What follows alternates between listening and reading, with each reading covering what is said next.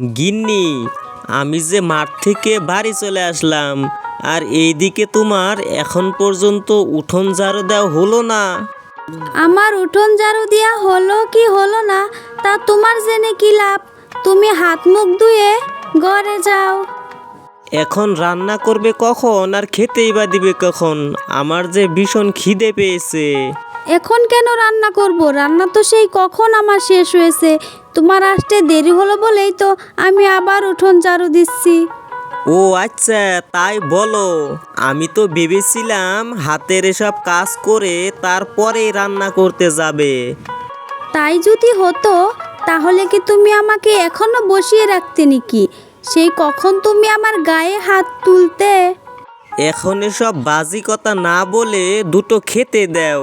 আমি তাড়াতাড়ি করে গেলাম ঘরে, খুব খিদে পেয়েছে।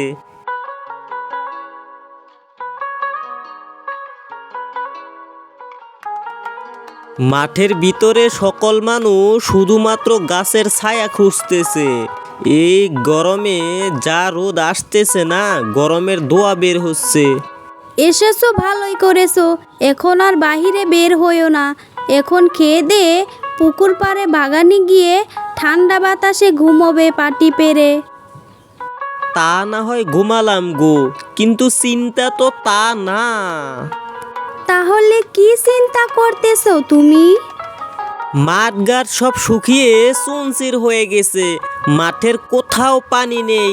আমার মনে হয় এবছর কোনো রকমের ফসল হবে না। হাই হাই, এ কি বলছো গো? তাহলে তো এখন বিপদের শেষও থাকবে না। তাহলে তুমি এত কষ্ট করে কেন চাষ দিয়ে আসলে? আরে গিন্নি, ফেলে রাখলে তো আর এই জমিতে কোনো কিছু করা যেত না। সেই জন্যই একটু কষ্ট হলেও মাঠে চাষটা করে আসলাম। এত কথা বলো না তো। এত কথা না বলে টপ টপ করে খেয়ে নাও। ঘরে বেশি গরম মনে হচ্ছে। বাইরে বারান্দাতে বসেও তো খেতে পারতে। ঘরে বেশি গরম, বারান্দাতেই বসো। হ্যাঁ, ভুলই তো করলাম। যাক, তাতে কোনো সমস্যা নাই। আগে আমি ভাত কয়টা খেয়ে নই, তারপর না হয় বাইরে গিয়ে শুয়ে থাকবো।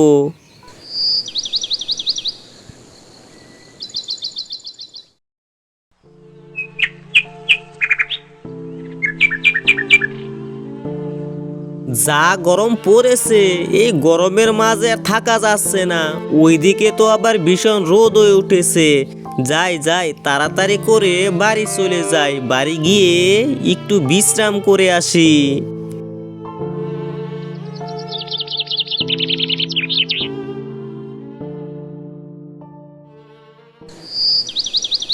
গিন্নি, এ রোদের মাঝে আর থাকতে পারলাম না, তাই তাড়াতাড়ি করে বাড়ি চলে আসলাম। ওইদিকে আবার খিদেও পেয়েছে, তাড়াতাড়ি আমাকে খেতে দাও।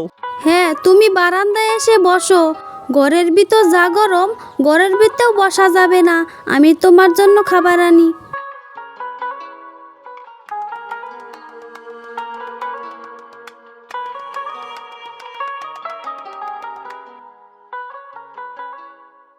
এই মেয়ে, আমাকে একটু জল দেবে? যে রোদ উঠেছে, রোদে আর কুলোচ্ছে না। পানির তেষ্টা পেয়েছে, বুকটা ফেটে যাচ্ছে। আসো বুড়িমা, এখানে বসো। আমি তোমার জন্য পানি নিয়ে আসি। তোমার বাড়ি কোথায় বুড়িমা? আর এই গরমের মাঝে, তাও আবার এত রোদের মাঝে তুমি কোথায় যাইতেছো বুড়িমা? কোথায় আর যাব রে বাবা? আমার তো ঘর বাড়ি কিছুই নেই। সেই সকাল থেকে না খেয়ে দে রাস্তার পারে ঘুরে বেড়াচ্ছি। কেউ কড়া খাবারও দিল না।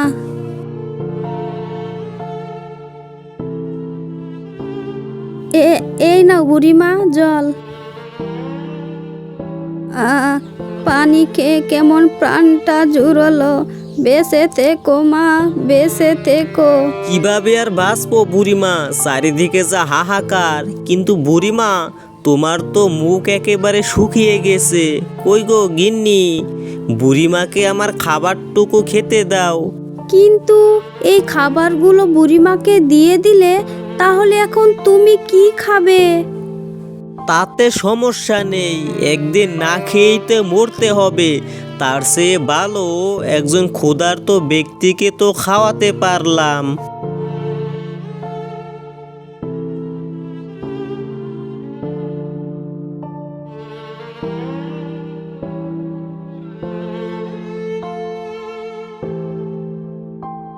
বুঝলে গো বুড়িমা, এইটুকু খাবারই ছিল ঘরে, এর চাইতে বেশি কিছু তোমাকে আর খেতে দিতে পারলাম না গো।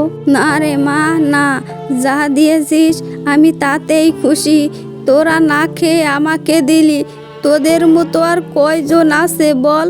সবাই তো শুধু নিজের চিন্তা করে। আজকে রান্না করার মতো ঘরে এক দানাও খাবার নেই, থাকলে তোমাকে আজকের দিন থেকে যেতে বলতাম বুড়িমা। আরে বাবা না, তার আর দরকার নেই। এ গ্রামে সবার বাড়ি বাড়ি গিয়েছি, কেউ এক গেলা জল পর্যন্ত দিল না।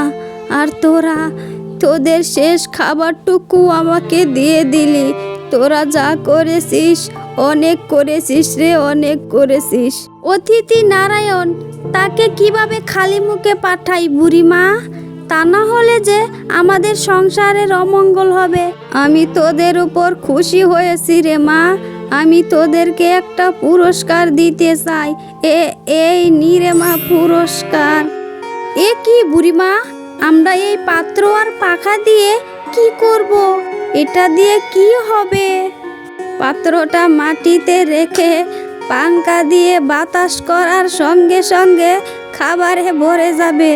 সেই খাবার সারা গ্রামের মানুষকেও খাওয়াতে পারবি। সারা গ্রামের মানুষকেও এই খাবার ফুরোতে পারবে না।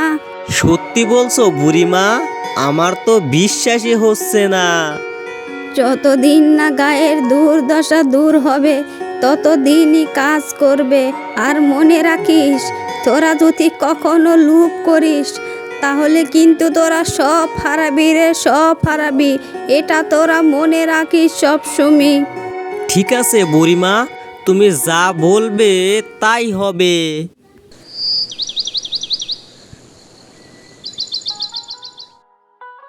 কি গো দেখলে, বুড়িমা আমাদেরকে পাত্রটা দিয়ে সারা গ্রামের মানুষকে উপকার করলো।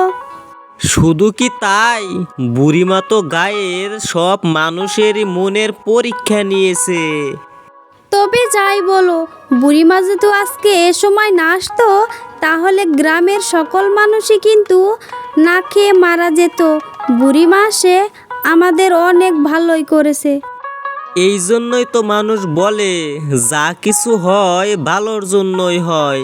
এখন একটু বৃষ্টির দরকার, তারপরেই তো মানুষ শান্তি পাবে। চলো, এখন আমাদেরও অনেক খিদে পেয়েছে, দেখি আমাদের কপালে কিছু জুটে কিনা।